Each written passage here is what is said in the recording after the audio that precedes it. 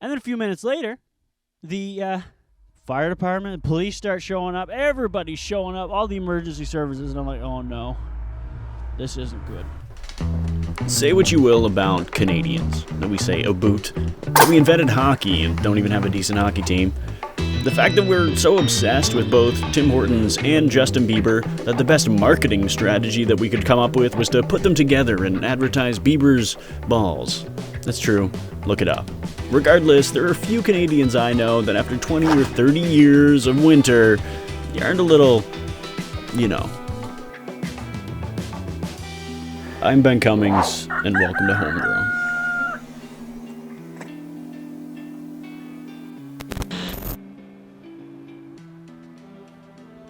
Can't get the door open.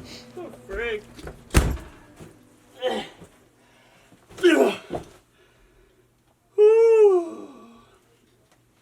Oh. I couldn't find my actual gloves, so I was wearing my hockey gloves instead. They work, but they're not great for handling doorknobs. Oh, man. Homesteading in the winter. Something else. It's something for sure. You know, first thing, you wake up in the morning. You got to go feed the animals. Right now, we just got chickens and some free-range bunnies, but I'm always worried that you're going to get outside. I mean, it's negative 30 right now, like negative 22 Fahrenheit. And I'm just nervous that you're going to walk in on a chicken popsicle. Like they're just going to be hanging off the roost like bats or something. It's just not something you want to see. And worse than that, you're waking up first thing in the morning, you're groggy, you're going to get the eggs. And if you haven't got them soon enough, especially in this cold, they're frozen too. You can't use them for breakfast. So now you're cold and you're hungry. It's not fun. You know, it's a lot to deal with. And when you're getting up, first thing, going to the bathroom is something else, especially because our bathroom, like the wood stove's here, the bathroom is on the other side of the house. So it doesn't necessarily stay warm. So the goal every single morning is to sit there or to lay in bed as long as possible so that the other person, like Nicole, God love her, but I mean, if she could just be my seat warmer, in a non-weird sexual way, but like if she could just sit on the toilet and warm it up, so you gotta, it's a battle of the wits first thing in the morning. Anyway, often I lose that one, frozen to the toilet seat, but you gotta keep the wood stove stoked. Got to keep it warm. The last few nights it's been negative 30, negative 22 Fahrenheit. I think I said that. And when you're picking wood, you got to be sure. We got some. You can see it stacked behind me here. You got to make sure that you're picking the right pieces. Not only the hardwood versus the softwood, whatever, but you need to make sure you're picking the ones with the most or few spiders. Depends on how you're feeling. If you're feeling like a generous god, if you're feeling like a generous person, and you want to pick few spider webs. If you don't, you want to get as many spider webs. You want to get rid of the spiders as possible because I'm the spider killer around the house. We have a few. We've got a fly problem sometimes, so some of them just live here actually even above me. They're just cobwebs and things, and I think they're great.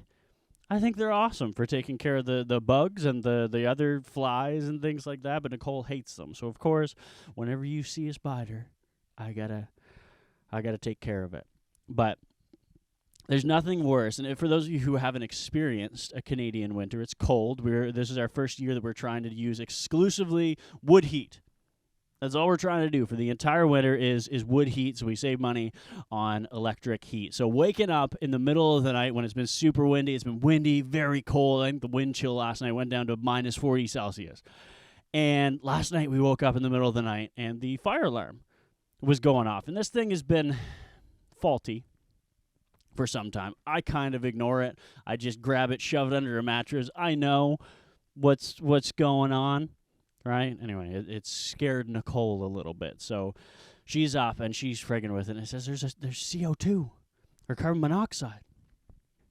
I'm like, there's not carbon monoxide. Don't worry about it. She's like, no, I can't just sleep with this going on. And I was like, or shove it under the mattress or like wrap it in a towel and throw it in the laundry bin or something. Just don't worry about it. She's like, well, I can't. I'm scared. What are like the symptoms of carbon monoxide poisoning? I'm like, I don't know. It's 2:00 in the morning, mind you. I'm like, I don't know. Like, you're tired. You're a little sleepy and probably get a headache. And she's like, you're tired. You look sleepy. And I'm like, it's 2:00 in the morning.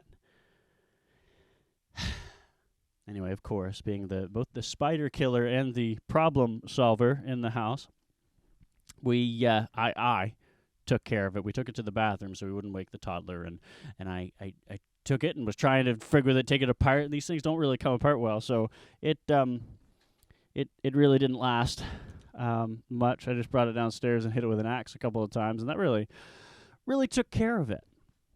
But other than the weather, the temperature, really, it's the roads.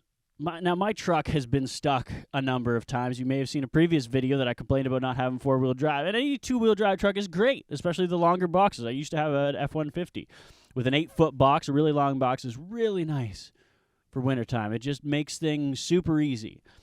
But this one, the smaller truck, shorter wheelbase, two-wheel drive, it gets stuck in the yard once.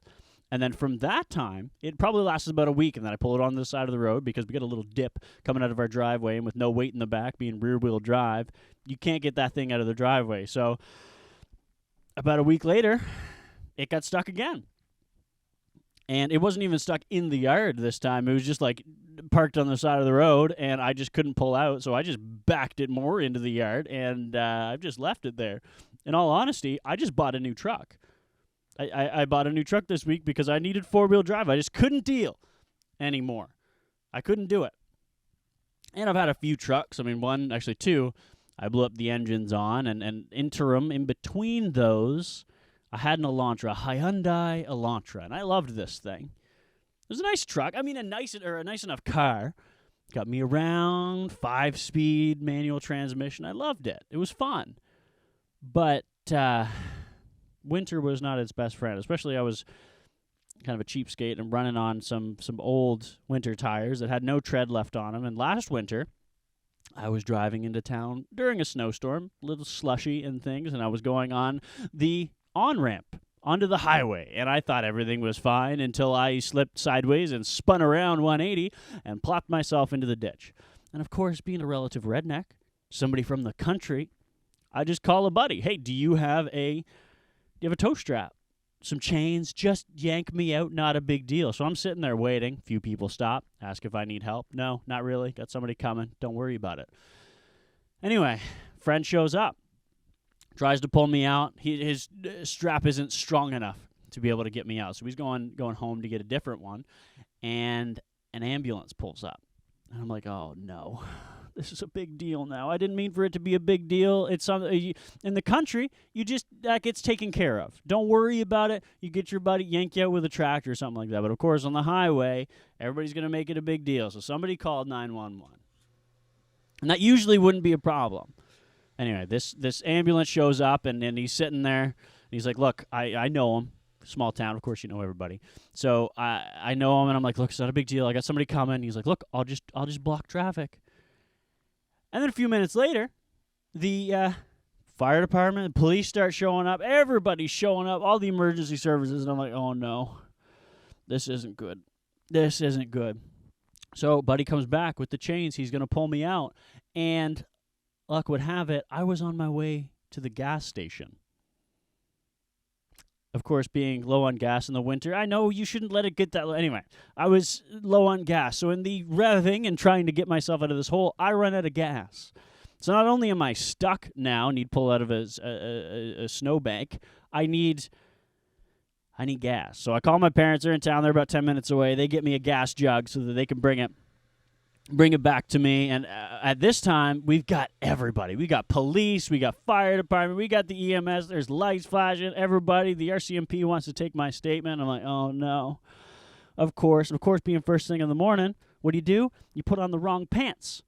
So you don't even have your ID on you. And I'm like, oh, no. So he's taking my statement. I'm like, I don't even have my driver's license. Oh, me, I was so embarrassed. Something that could easily just a tractor have pulled me out. Now I'm a criminal because I don't have my ID on me, my driver's license to drive with. Luckily, I mean, not luckily for whoever the other call was for, he got a call to go to another crash site. Somebody else was off the road worse than I was. I was fine. Somebody else was off the road worse than I was, so he rushed away. I went to the gas station, got my stuff, went home, got my license. It was a close one, really. But there's nothing worse than being outside in the cold in the wintertime. Like you get cabin fever in here, and you just want to go outside. And for those of you who may not have experienced these Canadian winters, it's annoying. Because you're getting ready. You're like, look, I want to go outside. I'm ready to go. And you get bundled up. You spend 5 or 10 minutes getting bundled right up. And you step outside. If you've made the mistake of brushing your teeth right beforehand, you got the minty, you got the menthol in your mouth. As soon as you step outside and you take a breath, and whoo, that's going to take your breath away. It's dangerous. You step outside, you burn your nostrils from the mint, you burn your mouth with the cold, and you're just like, this ain't fun. I'm just going to sit on the couch and not do anything because it's painful to go outside. I mean, I really shouldn't be complaining about the winter because I do things like this and this, but regardless, I'm doing my best. I'm trying out here, trying to take care of the animals, trying to plan for next summer, so we're hoping that we can get things ready, get things set, and actually pull my truck out of the yard, because I think that's my next big project, is get that thing out of the way so I can bury it and use it as a yard truck.